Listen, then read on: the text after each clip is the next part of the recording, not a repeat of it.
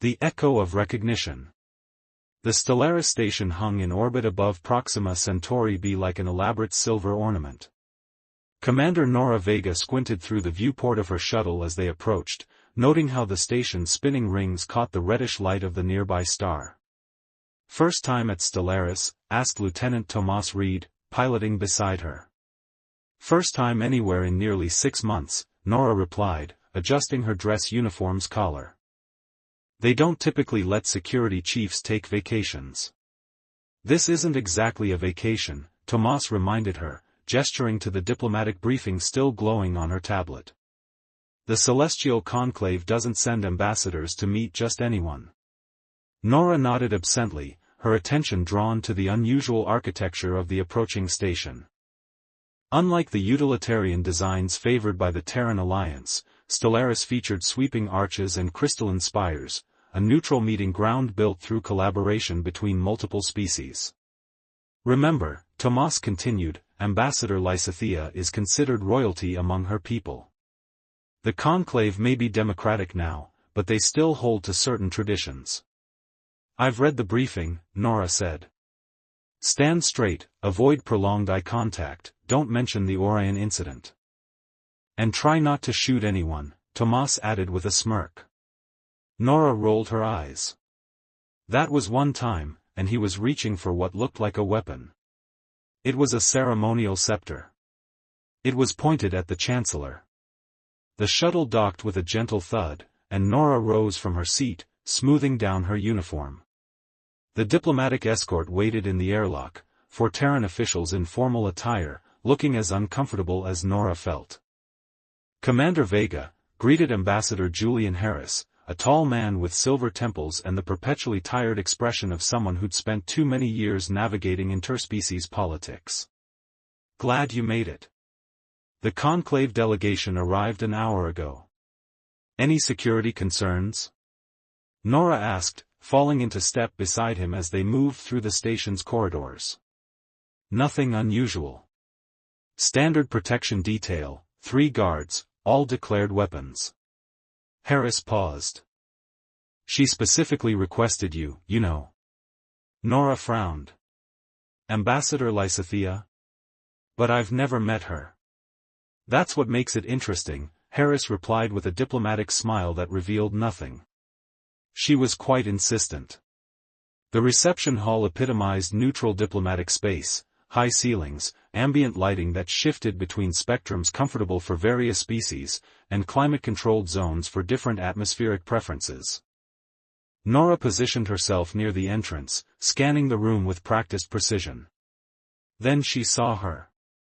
Ambassador Lysithea stood in the center of the room, surrounded by aides and diplomats, but somehow apart from them. Unlike the popular depictions of the Celestial Conclave as spindly and ethereal, Lysithea was tall and statuesque, with skin that shimmered like opal under the lights. Her eyes, 3 of them, arranged in a delicate triangle, were the color of deep space, and the crest that extended from her brow to the back of her head pulsed gently with bioluminescence. But it was her attire that caught Nora's attention, not the expected ceremonial robes of the Conclave, but a form-fitting diplomatic uniform with a military cut. At her throat gleamed a pendant that looked oddly familiar, a twisted piece of metal on a chain. Harris guided Nora forward. "Ambassador Lysithea, may I present Commander Nora Vega, Chief of Security for the Terran delegation." Lysithea turned, and for a moment, the room seemed to still. Her 3 eyes widened slightly, and the bioluminescent patterns on her skin flashed in what Nora recognized as surprise. "Commander Vega," Lysithea said, her voice musical and resonant. "The years have been kind to you." Nora blinked. "I'm sorry, Ambassador. Have we met before?"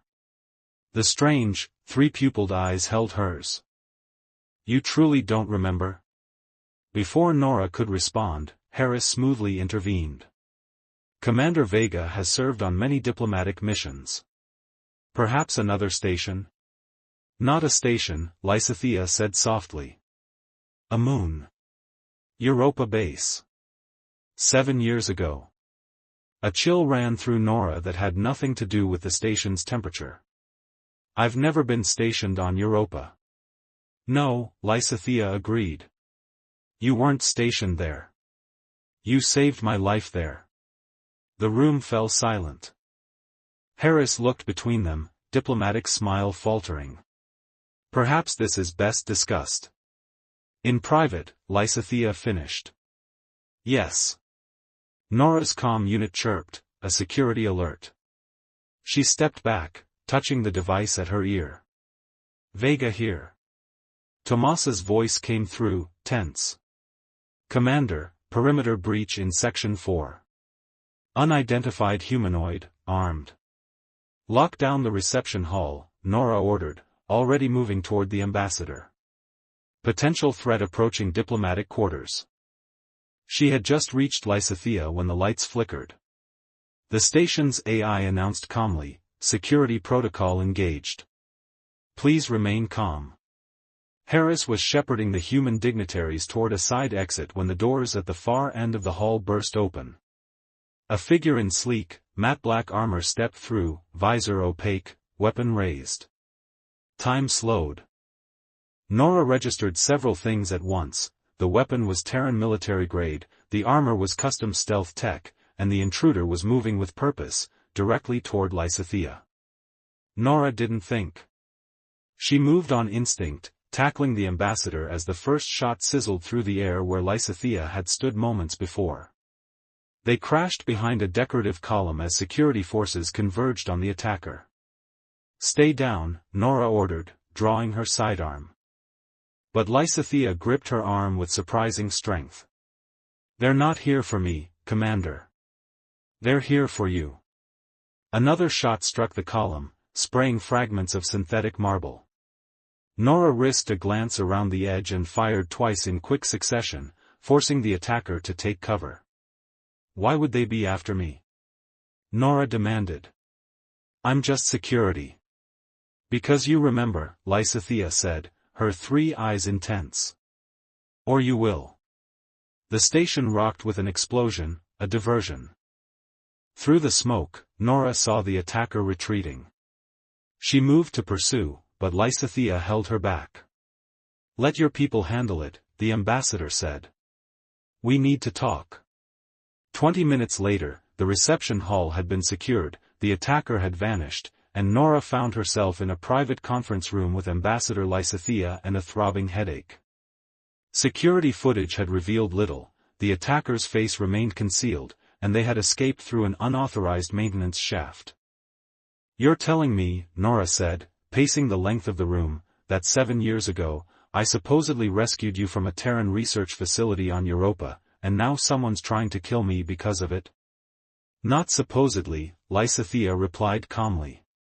She reached for the pendant at her throat and removed it, placing it on the table between them. This is yours. Nora picked up the twisted piece of metal. Upon closer inspection, she could make out the embossed insignia of the Terran Special Operations Division, her division, though half-melted and warped by extreme heat. This doesn't prove anything, Nora said, but her voice lacked conviction. I've lost tags before. You lost these saving my life, Lysithea insisted. You pulled me from a burning laboratory, shielded me from the explosion, and got me to a transport before the facility self-destructed. Nora shook her head, but as she did, a flash of something crossed her mind. Cold. Ice. The smell of burning plastics. A voice shouting in a language she didn't understand. That's not possible, she muttered. I've never been to Europa. My service record has been altered, Lysithea finished. As have your memories. Nora sank into a chair. Why would anyone do that? Because what happened on Europa was not supposed to happen. The facility wasn't supposed to exist. I wasn't supposed to be there. Lysithea leaned forward. And you certainly weren't supposed to rescue me. Another flash, blue ice, red blood on white snow, eyes staring up at her in terror and gratitude. I had a training accident, Nora said slowly. 7 years ago. They told me I was injured during a simulation gone wrong. 3 months in recovery, with memory gaps from the trauma. Not a training accident, Lysithea said softly. A cover-up. Nora looked down at the twisted metal in her palm. Something about its weight felt right, familiar. If what you're saying is true, she said carefully, why come forward now? Why not years ago? Because the people responsible are back, Lysithea replied. The attack today was just the beginning. Someone doesn't want us to remember what really happened on Europa. Us? Yes. My memories were altered too, partially. But my species has redundancies in our cognitive systems. The blocks began to deteriorate 2 months ago. Lysithea's bioluminescence pulsed more rapidly. And then I remembered you, standing in the snow, bleeding, telling me to run. Pushing me into the escape pod before the charges detonated. Nora's head pounded. She squeezed her eyes shut, and there it was again, stronger this time. Cold air. A figure with 3 eyes. A countdown timer. Fear. I need proof, she said finally, opening her eyes. Real proof. Lysithea nodded. The truth is still out there, Commander. On Europa. If you're willing to look for it. Nora stared at the twisted metal tag in her hand. 7 years of service, duty, and loyalty to the Terran Alliance, was it all built on a lie? I don't know you, she said at last. But something about this feels. She trailed off, unable to articulate the strange familiarity, the resonance of Lysithea's words with something buried deep in her mind. Trust that feeling, Lysithea urged. It's the echo of recognition. The truth trying to break through. Outside the conference room, the station hummed with activity as security teams searched for the vanished attacker. But in that quiet room, something older and deeper was awakening, a memory of ice and fire, of sacrifice and survival, of a rescue that had never officially happened. And somewhere in the shadows, someone was watching, waiting, determined to ensure those memories stayed buried forever. The veiled truth. The shuttle cut through Jupiter's upper atmosphere, buffeted by swirling gas clouds that painted the viewport in shades of amber and crimson. Commander Nora Vega gripped the armrests, her knuckles white as they descended toward Europa's frozen surface. Approaching landing coordinates, Lieutenant Reed announced, his voice tight. ETA 4 minutes. Beside Nora, Ambassador Lysithea sat perfectly still, her 3 eyes focused on the icy moon growing larger in the viewport. The only indication of her tension was the accelerated pulse of bioluminescence beneath her skin. You realize this is technically treason, Nora said quietly. Unauthorized visit to a restricted zone with a foreign dignitary, using falsified clearance codes. Is it treason to pursue the truth? Lysithea asked. Or is the real betrayal the lies they've built your life upon? Nora had no answer for that. The past 48 hours had been a cascade of revelations and questions. After the attack on Stellara Station, she had accessed her medical records, records that showed evidence of neural reconstruction far more extensive than a training accident would warrant. Then there were the gaps in her service file, entire weeks redacted under security protocols she couldn't access even with her clearance. The final straw had been the message from an anonymous sender, Europa base never existed. Neither did you. Stay away. Atmospheric entry complete, Reed reported. Scanning for the coordinates you provided. The shuttle searchlights pierced the perpetual twilight of Europa, illuminating an endless expanse of ice ridges and crevasses. According to official maps, this region was uninhabited, a frozen wasteland deemed unsuitable for colonization. There, Lysithea pointed to a formation that looked no different from countless others they'd passed. The entrance was disguised as a natural formation. Reed brought the shuttle down in a small clearing, the landing struts crunching through the brittle surface ice. The external sensors immediately began flashing warnings about temperature and radiation levels. The facility's power signature is gone, he said, studying the readings. If something was here, it's been offline for years. Or they want it to appear that way, Lysithea countered. They donned thermal suits designed to withstand Europa's brutal environment. As Nora secured her helmet, she caught Lysithea watching her with an unreadable expression. What? Nora asked. You wore different armor then, Lysithea said softly. Black with a red insignia. You were bleeding. Another flash in Nora's mind, the weight of combat armor, the sticky warmth of blood freezing almost instantly in the sub-zero air. Outside, the landscape was hauntingly beautiful, ice sculptures carved by radiation and tidal forces stretching toward the distant glow of Jupiter. They followed Lysithea across the uneven terrain, Reed monitoring their life support systems as they approached what looked like an ordinary ice shelf. Here, Lysithea placed her gloved hand against the surface. There should be. The ice shifted, revealing a seam that human eyes would have missed. A panel slid back, exposing a long-dormant scanner. It won't recognize modern biometrics, Nora said. Lysithea produced the twisted metal tag. It doesn't need to. It's keyed to this. When she pressed the tag against the scanner, nothing happened for several seconds.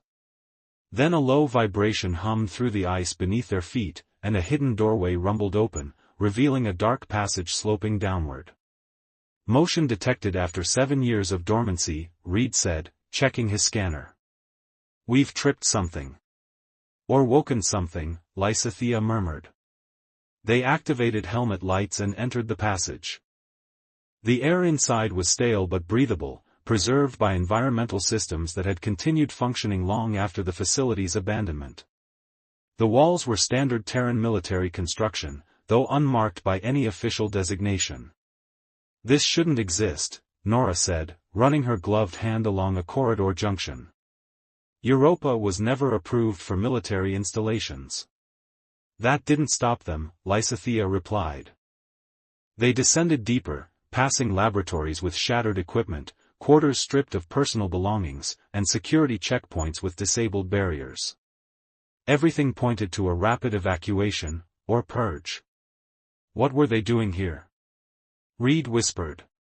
Studying me, Lysithea said matter-of-factly.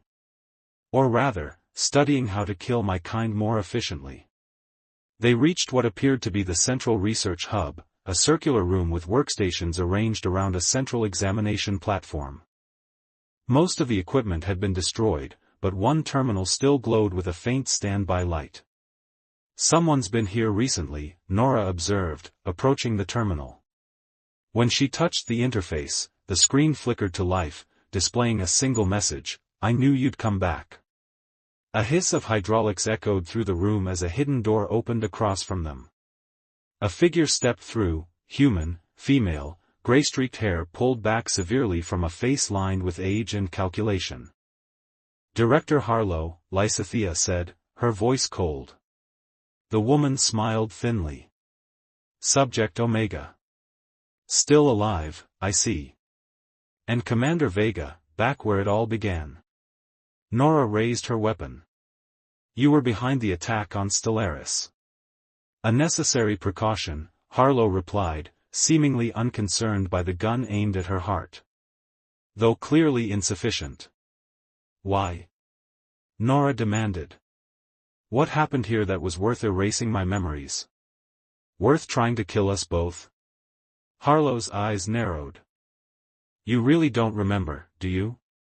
How you betrayed your species, compromised a black site operation, and destroyed years of research critical to Terran security. Another memory flash, alarms blaring, shouting, the acrid smell of smoke as she cut through restraints binding a three-eyed figure to an examination table. You weren't conducting research, Nora said slowly, pieces clicking into place. You were torturing her. Experimenting on her. We were developing countermeasures against a species that could potentially read and manipulate human thoughts, Harlow snapped. The Conclave presents itself as benevolent now, but we've seen the projections. Their cognitive abilities make them the single greatest threat to human autonomy in the galaxy. Lysithea stepped forward. Is that what you told yourself while you dissected living subjects? While you tested nerve agents and psychic dampeners? I did what was necessary, Harlow replied coolly. As did the rest of Project Firewall. Until you, Commander Vega, had an attack of conscience. The memories were flooding back now. Nora had been assigned to the facility as security, told she was protecting researchers developing defensive technologies. Then she discovered the truth: live subjects, unauthorized weapons testing, violations of every interspecies treaty Earth had signed. You weren't following orders, Nora said, the realization dawning. This facility wasn't sanctioned by Alliance Command. You went rogue. Visionary, Harlow corrected. While bureaucrats debated, we acted. And we were close to a breakthrough until you interfered. Reed had circled behind them, accessing the still-functional terminal. Commander, I'm finding files, hundreds of them. Experimental logs, subject records. Evidence, Nora said, not taking her eyes off Harlow. Of war crimes. Harlow's composure finally cracked. You have no idea what's at stake. The Conclave has infiltrated every level of the Alliance. They don't need weapons, they'll simply think us into submission. Is that why you erased my memories? Nora asked. To hide your crimes?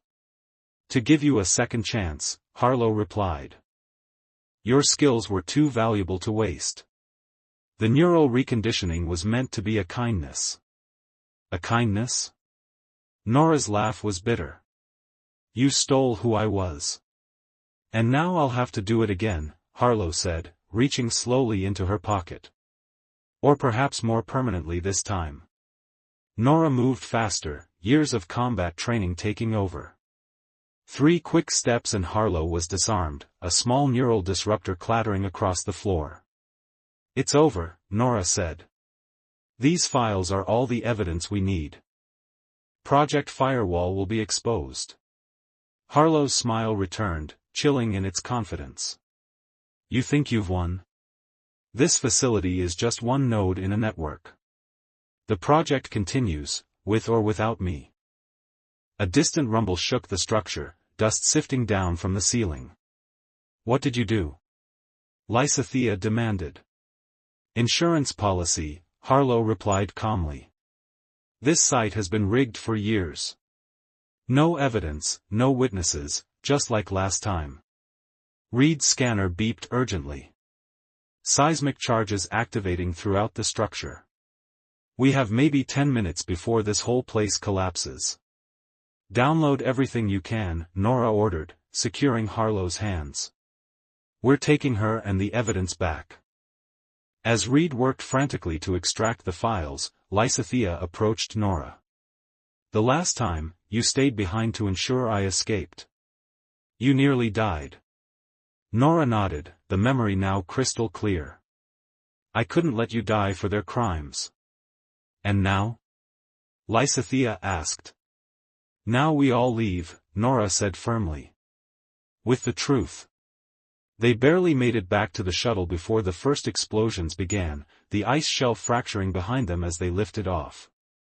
Through the viewport, they watched the facility disappear, swallowed by Europa's unforgiving surface, but this time, its secrets came with them. In the cargo hold, secured and sedated, Director Harlow represented just the beginning. The files they'd recovered named collaborators, funders, and operatives embedded throughout the Alliance. Project Firewall would burn, exposed to the light of justice. As they broke orbit, Nora stared down at the twisted metal tag in her palm, the fragment that had led her back to the truth. What happens now? Reed asked from the pilot's seat. Nora looked at Lysithea, finding something familiar in those 3 alien eyes, not just recognition, but understanding. The connection between them transcended the tampering, the lies, the years of separation. Now, Nora said, we remember. And we make sure no one else forgets. The shuttle accelerated away from Europa, carrying its cargo of recovered memories and long-buried truths back to a galaxy that would never be the same.